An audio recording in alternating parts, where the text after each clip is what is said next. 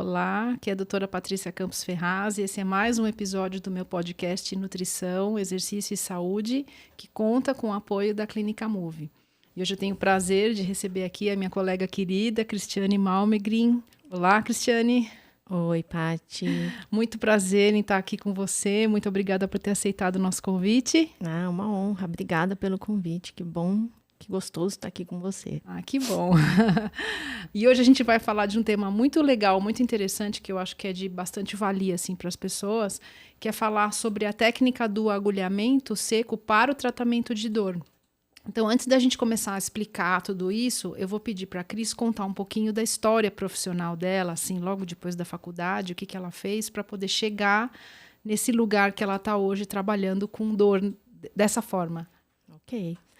Então, eu fiz medicina na UEL, né, Universidade Estadual de Londrina, vim para São Paulo e fiz a residência em acupuntura, lá no HC. E depois disso fui me especializei em dor, em cuidados paliativos, e assim fui entrando para o mundo da dor, né? Principalmente da dor crônica. E aí, quanto mais técnicas, né, você tiver, a sua bolsa de ferramentas, né, é maior. E o agulhamento seco tem sido uma ferramenta frequente. Olha, que legal você trazer essa formação. E eu vou explorar um pouquinho, porque é importante as pessoas saberem que eu acho que... E me corrija se eu estiver errada. Parece que tem um braço da medicina que hoje trata a dor como uma entidade em si, né? Não Exato. A dor como consequência de uma outra entidade clínica, né? De uma outra doença. Você gostaria de falar um pouquinho mais sobre isso, só para explicar? Sim. Então, a dor crônica realmente é uma entidade em si, né? Ela pode ter tido uma causa, né? Como um trauma, uma lesão, né? Uma doença, enfim, ou uma sequela de uma doença, como uma radioterapia, uma cirurgia. Mas, a partir do momento que ela se torna crônica, ela é uma doença em si, porque aí ela tem mecanismos próprios que fazem com que ela se perpetue. E aí o tratamento dela não é mais voltado para aquilo que gerou, né? Não é mais em relação à cirurgia ou ao trauma, à tendinite, enfim. Mas o tratamento para ela própria, para a própria dor crônica, que é um tratamento complexo e multiprofissional e também de várias ferramentas, né? Então, como médica, eu posso utilizar as medicações, né, e os procedimentos físicos, né, como acupuntura, bloqueio, onda de choque, e no caso também o agulhamento seco seria uma dessas minhas ferramentas, junto com profissionais como você, né, a Nutri, o físio, né, o professor de educação física. Exato, né? A psico, importante, enfim, é multi mesmo o tratamento. Sim, é verdade, né? E nesse ponto eu acho que a gente é muito feliz, assim, de estar lá na Move, porque é um lugar muito propício para essa interação, né? Multidisciplinar, interdisciplinar, né? Exato. A gente consegue permear, assim, com os outros profissionais e fazer cuidar, várias camadas né, do paciente, Exato. assim, né? Muito legal. Exato. E assim, você falou uma coisa que eu não sabia, que era a questão de trabalhar com cuidados paliativos, e eu te pergunto, e eu fiz especialização em nutrição oncológica, eu tenho alguma experiência com paciente oncológico, e aí eu te pergunto, assim, eu acho que o que você sabe deve ser de grande valia também para esse paciente com dor, né? Que já está nos momentos finais, assim, do tratamento. Você chegou a trabalhar com isso em algum momento, assim? Ou passou mais rápido por isso? Não, eu trabalho ainda. Uma parte de mim faz cuidados paliativos hospitalar, Sim. né? E ambulatorial. Daí, menos com procedimento, mais com a parte medicamentosa, né? Junto com a equipe. E, claro, tem algumas coisas da acupuntura que, apesar do paciente estar internado, a gente consegue até orientar, né? Para manipular alguns pontos, né? Para ajudar. Entendi. E esse cuidado com o paciente paliativo e o controle da dor é de muita importância. Num paciente oncológico, que é o mundo que eu conheço um pouquinho mais, eu tive a experiência do meu pai, né? Que passou por toda essa jornada e tudo. E foi muito penoso, assim. Então, e eu me lembro de conversar com as pessoas, ele entrou, né, no cuidado paliativo e foi muito bem atendido, equipe top, né, que caiu na mão de pessoas muito boas, graças a Deus. E a gente precisou muito acessar essas pessoas para ajudar ele a controlar a dor no final. Exato. E assim, foi legal. Acho que ele foi feliz, né? Deu tudo certo e ele teve o melhor que ele pôde ter. Mas nessa ocasião do meu pai, eu aprendi a dar muita importância para esses profissionais do cuidado paliativo e da dor, né? Sim. E do controle de dor. Porque é isso, a pessoa só quer paz. Né? E, assim, de certa forma, se você consegue atuar no controle da dor, você dá esse conforto, Sim. Né, para a pessoa, que é tudo. Né? Sim. É tudo. Então, muito bacana. É um dos sintomas, né, bem importante, né, que precisa tirar da frente. Isso, exatamente. Aí, falando um pouquinho mais, você citou várias técnicas que você pode usar no controle de dor, desde medicamentos até acupuntura, bloqueio e agulhamento seco.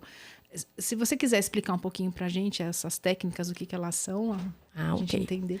Bom, a acupuntura é uma técnica chinesa milenar, né? Que a gente utiliza os pontos dos meridianos para controle de sintomas e até tratamento de doenças quando você pensa na medicina tradicional chinesa mesmo. Então, a gente pode manipular, né? Inserir as agulhas em determinados pontos do meridiano para obter uma melhora de dor, uma melhora de insônia, ansiedade, náusea, por exemplo, no caso dos pacientes oncológicos, enfim. Então, a gente consegue, é uma inserção mais superficial, um pouco dolorosa, às vezes, algumas pessoas não sentem nada, mas você tem algumas sensações, como uma sensação de formigamento, de peso, né? E a acupuntura, ela tem, geralmente, ela como ela libera, né, endorfinas e, enfim, ela relaxa, sabe? Na hora a pessoa, às vezes, chega a dormir na sessão. Não,ossa, isso é incrível. Porque é muito relaxante. A acupuntura, assim, eu nunca me submeti a uma sessão de acupuntura. Acho que não até... acredito. Não sei, sei lá, não tive... Qualquer hora eu vou lá bater na sua sala. Mas acho que não tive oportunidade, ou enfim. E eu, assim, pensando, a acupuntura, você necessita de agulha, esse negócio deve doer. Né? E eu confesso que dá um medinho, assim, dá uma afliçãozinha, assim. É pertinente isso ou não? Tipo, é uma coisa... É mais tranquilo do que eu tô pensando. Eu acho que é mais tranquilo do que você tá pensando, mas pode doer. Depende muito de pessoa para pessoa. Em geral, é leve e é um ou outro ponto que é um pouquinho mais dolorido. Entendi. Mas, assim, as pessoas...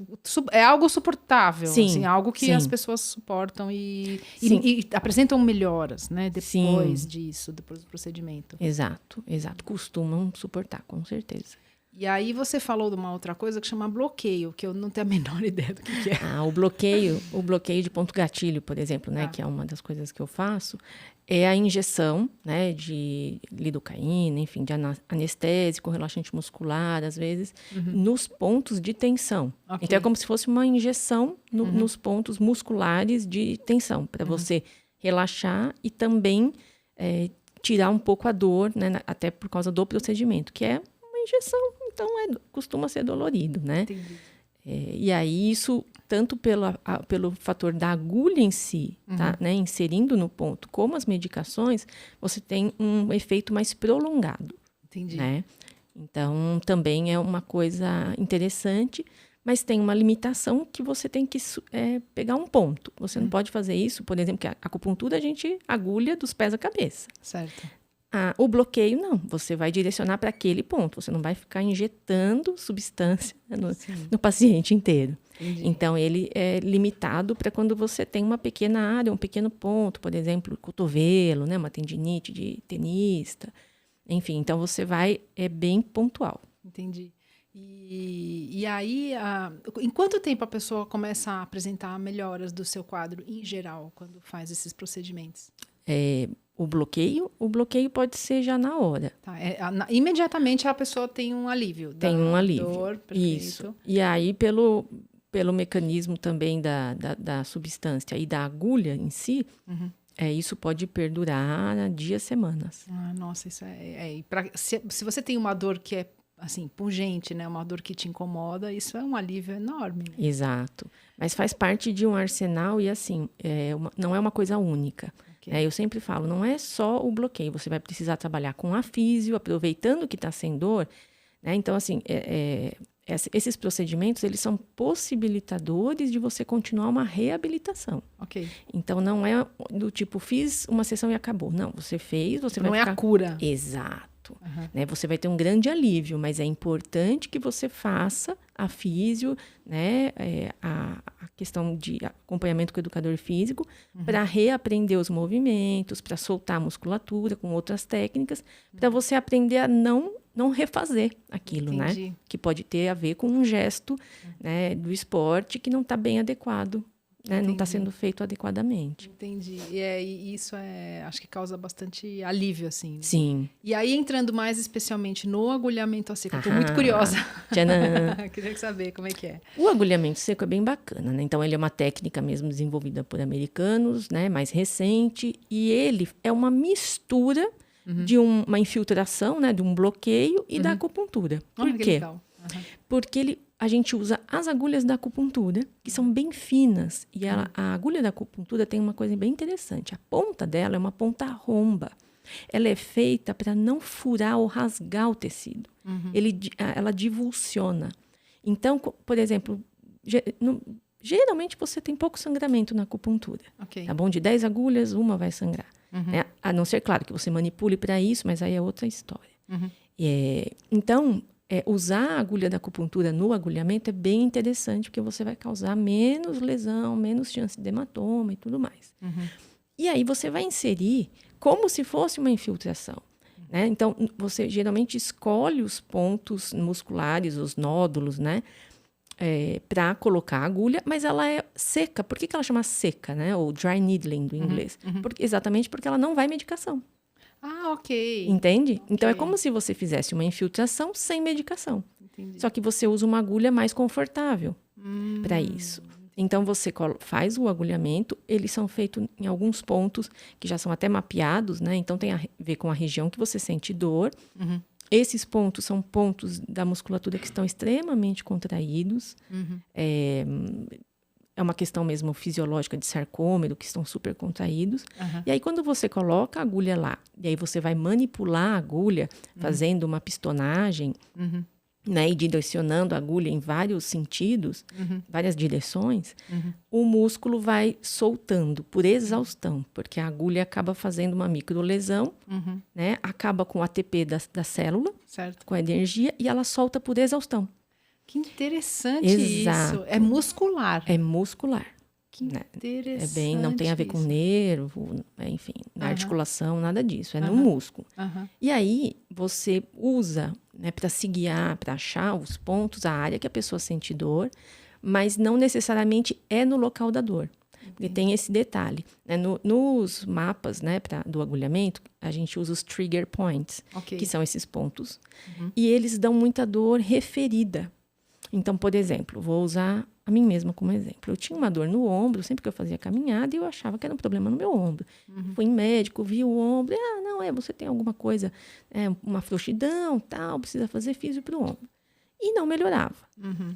Aí um dia, eu sentei numa cadeira massageadora, dessas bobinhas, e quando ela bateu em um ponto na minha escápula, na região do romboide, atrás, nas costas, eu senti a dor no ombro, que era uma dor enfacada. E aí eu falei, opa, peraí, a dor do meu ombro tem a ver com um ponto das minhas costas, nada a ver. Tipo, nada a ver mesmo. Então, quando eu trabalhei aquele ponto, eu melhorei da dor no ombro. Entendi. Então, tem esse detalhe. Esses triggers, eles também irradiam a dor. Entendi. Então, na hora que você vai tratar e avaliar, você vai ter que achar exatamente da onde vem. Então, é interessante porque daí tem todo um exame físico mesmo, né? Anamnese, exame físico, tudo. Saber o que a pessoa faz, a movimentação, né? A ergonomia, para você buscar da onde vem. Porque nem sempre é tão óbvio. Entendi. Né? E aí você acaba tratando, às vezes até à distância. E aí é legal porque daí talvez não seja nem num lugar, né, que a pessoa tem medo, né? Uma agulha no meu ombro, por exemplo, né? Não, pode ser em outra parte e aí você agulha esse lugar à distância e você melhora aquela dor. Olha, interessante isso. Eu sou ciclista, né? Eu já falei em outros episódios, já chamei aqui pessoas para falar sobre ciclismo também e tudo. E às vezes a gente sente, por exemplo, um formigamento no dedão do pé. um formigamento nas mãos e que às vezes não tem nada a ver com o pé ou com a mão, no manete ou no clipe do pedal. E talvez, pelo que você esteja falando aí, assim, isso é a origem desse formigamento, sei lá, tá na coluna cervical. Não sei, aí você me explica onde tá, eu não sei. Não, provavelmente tem a ver com a postura, né, que tá na bike e na força, né? Porque às vezes a gente acaba contraindo o que não precisava para estar mantendo, né? Enfim. Sim. Então... E a Ângela veio muito, até depois eu deixo o link desse vídeo para quem quiser ver, da importância do bike fit também, para a gente fazer os ajustes. Nossa, faz toda a diferença. E ela, o que é legal é que ela é ciclista, assim, de longa data, mas ela é fisioterapeuta, e pouco bike fitter tem essa formação que ela tem de fisioterapia. Então, eu acho incrível, assim, juntar tudo numa pessoa como ela, né? Sim. E aí ela fazer esse trabalho incrível. E aí eu te pergunto, se você já atendeu ciclistas mesmo, ou atletas que se machucam ou têm lesões assim em lugares, como você falou, a lesão está num lugar, mas a origem daquilo não tem nada, não é tão próximo assim daquele local. Sim. Se quiser contar um pouquinho mais. Não, é super comum, né? Por exemplo, a fascite, que as pessoas falam, e aí ficam tratando. A fascite é uma coisa muito de corredor, né? Sim, de corredor, mas também tem a ver com a pisada, né? Okay. E tem muita relação com a panturrilha, com a musculatura da panturrilha. Tá. Por isso que também pode, né, ciclista também pode ter, ou triatleta. Sim, é verdade. Então, é uma das coisas interessantes, porque na fascite você trabalha muito a panturrilha e não necessariamente o pé. Entendi. Também o pé, claro, para ver essa questão de pisada, né? Mas você trata os pontos gatilhos à distância. É interessante, porque você falou da panturrilha. Eu atendo, além de ciclistas, bastante maratonistas também.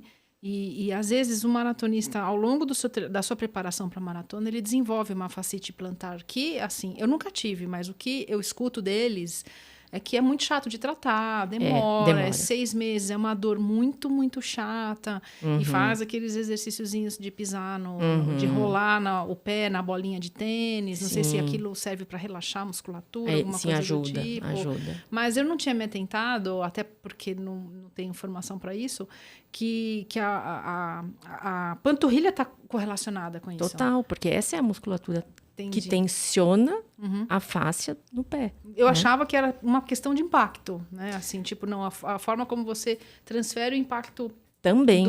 Assim, mas assim, na minha cabeça era só isso, não tinha pensado mais amplamente, né? Não. E isso é bem legal saber, até pra gente entender, assim, como é importante você manter toda a sua musculatura equilibrada, né? Exato. Pra prevenir as dores em geral, né? Eu acho que o principal em relação à dor é você entender que o buraco é sempre mais embaixo. Literalmente.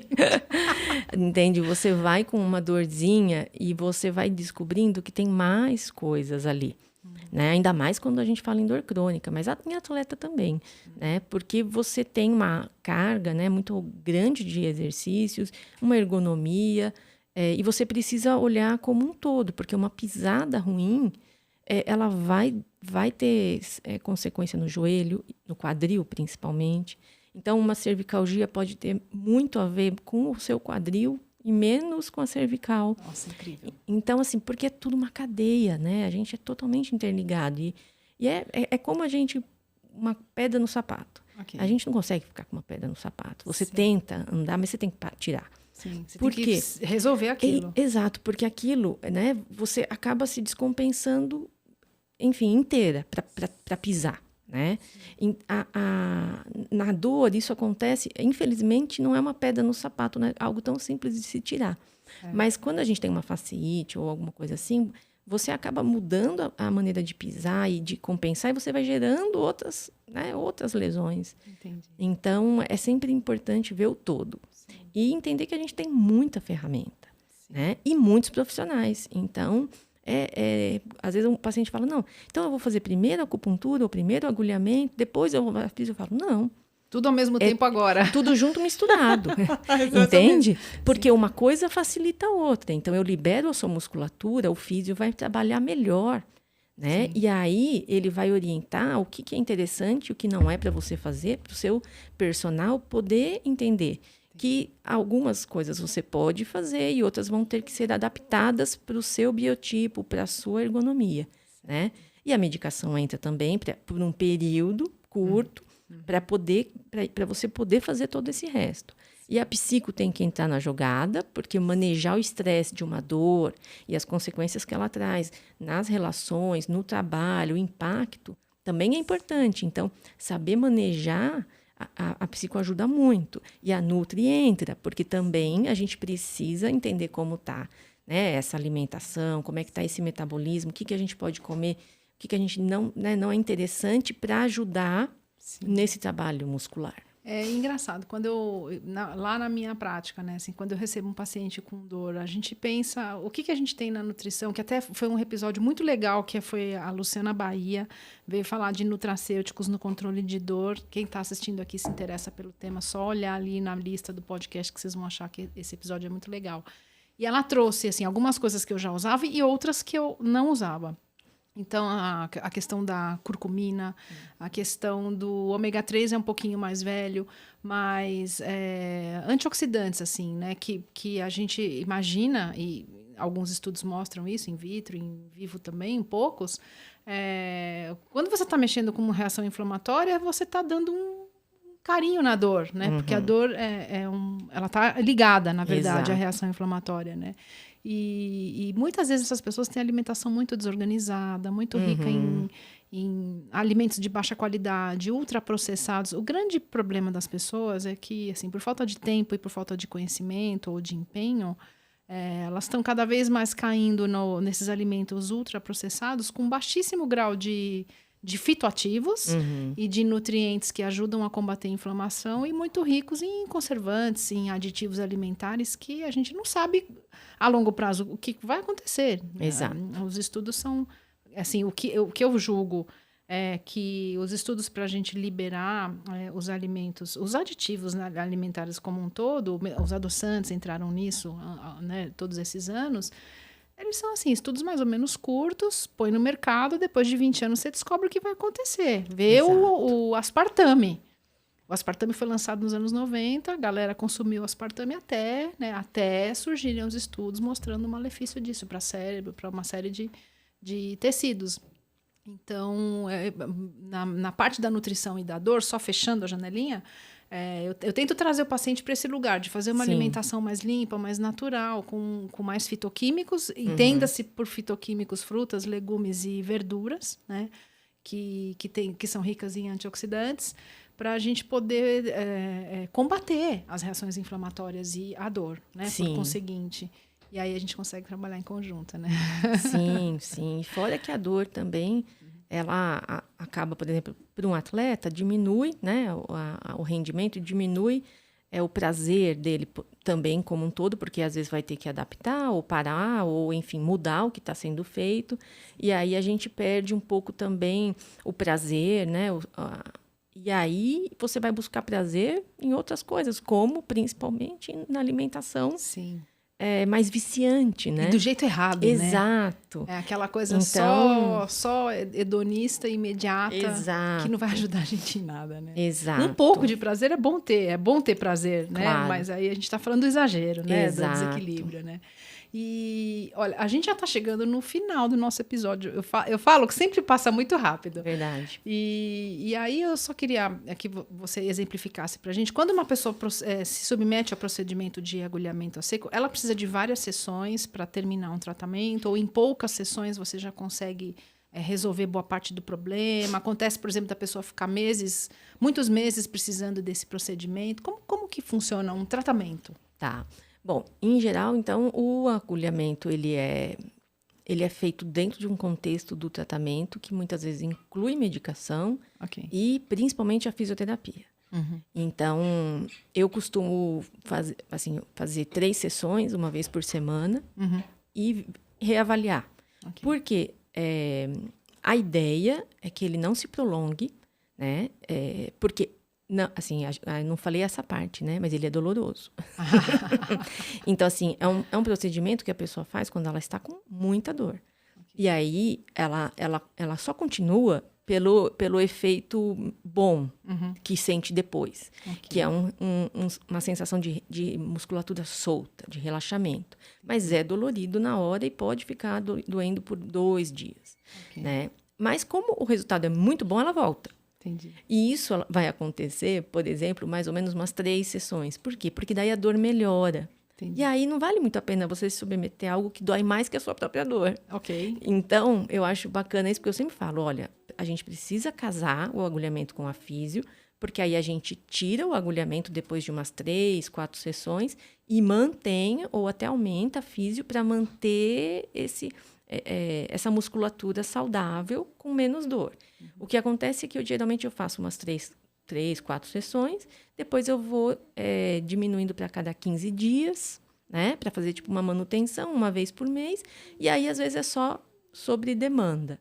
Né? Então, às vezes, vou fazer uma prova amanhã, quero estar com a musculatura melhor e tal, e aí também dá para ser assim. É possível fazer isso, entendi.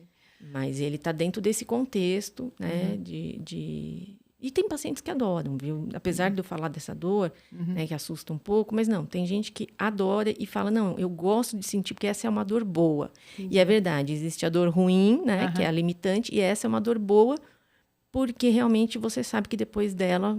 Vai melhorar. Vai melhorar. Vai melhorar, né? Vai melhorar. E, então, assim, só para terminar, o motivo, a queixa principal para um paciente procurar o seu tratamento é a dor em si. Quer dizer, qualquer tipo de dor que tenha se cronificado, que não tenha, enfim, passado, etc., né, se curado, já daria possibilidade dele procurar um profissional como você e começar um tratamento específico para aquela dor. Sim, o agulhamento ele funciona na dor crônica, mas também na aguda. Tranquilo. Os atletas que se lesionaram também, isso já dá Então, pra... isso também dá para beneficiar. Então, um atleta ou né, pessoas com doenças crônicas que tenham gerado essa dor. Ai, adorei, Cris. Eu também. Muito obrigada. Passou rápido mesmo. Passou muito rápido, né? Então, agradeço muito a sua presença. Acho que vai ser muito útil para os pacientes e interessados que estão escutando. Ok. E agradeço muito a Clínica Move pelo apoio, né? Por mais um episódio. Então, se você está assistindo esse episódio no YouTube, eu peço para você deixar seu like e seu comentário para a gente poder fortalecer o canal. Se você está seguindo esse episódio pelo Spotify, para seguir o canal e também para compartilhar com pessoas que possam ter interesse nesse tema, para a gente fazer essa informação circular para os demais interessados. Então, muito obrigada a vocês que nos assistem e até o próximo episódio. Obrigada.